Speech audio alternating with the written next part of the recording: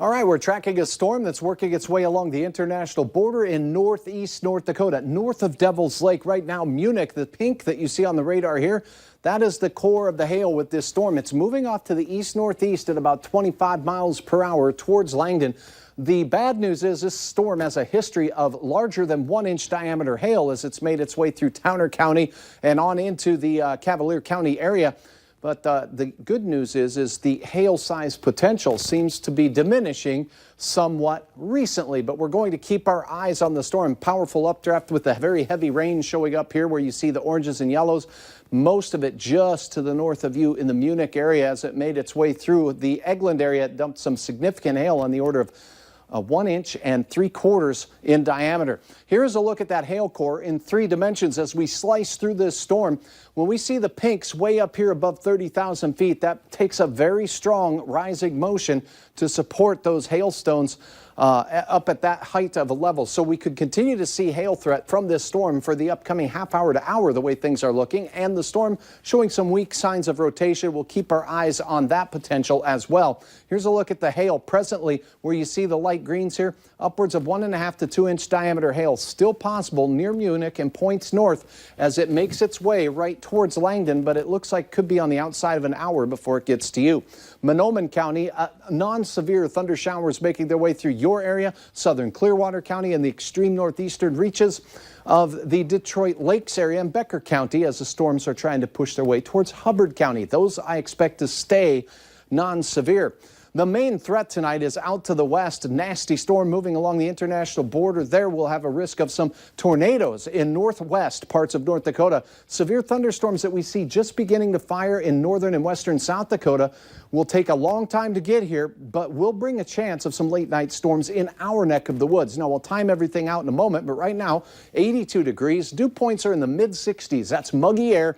Plenty of moisture for our storms to work with, and the wind we've been battling all day continues to gust to 33 miles per hour from the east-southeast. Look at Gwinner, 88, Sisseton, 88, Aberdeen, a degree better than that. That's some muggy air. Holding on to 82s in Grand Forks and Fargo, and more refreshing mid and upper 70s for many across western Minnesota. So the wind continues tonight to be from the south and east. Here is a look at the progression of the storms that fire out west along the international border. As we go toward the 10 o'clock hour, we'll see those strong storms trying to encroach again on the areas where we have thunderstorms right now. Then along the South Dakota border, we'll see this blossom as we go toward the midnight hour. That is when we'll have the best chance in the eastern third of North Dakota. After midnight in western Minnesota, the storms will continue to race through before they fall apart and then redevelop out near Duluth. Morning temperatures well in the 60s, even close to 70 degrees as we go through your Friday. Our wind direction will be from the north, and it'll tame down under 10 miles per hour for much of the day. Temperatures still sizzling down to the south. Cannot rule out isolated thunderstorms, not expecting severe.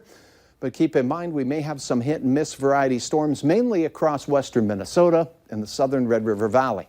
As we close out the evening, it looks quiet and refreshing with temperatures slipping into the 70s, not to recover until after the weekend. 68 to start your day, temperatures rising into the mid-80s. North winds 5 to 15 miles per hour with an isolated evening thunder shower.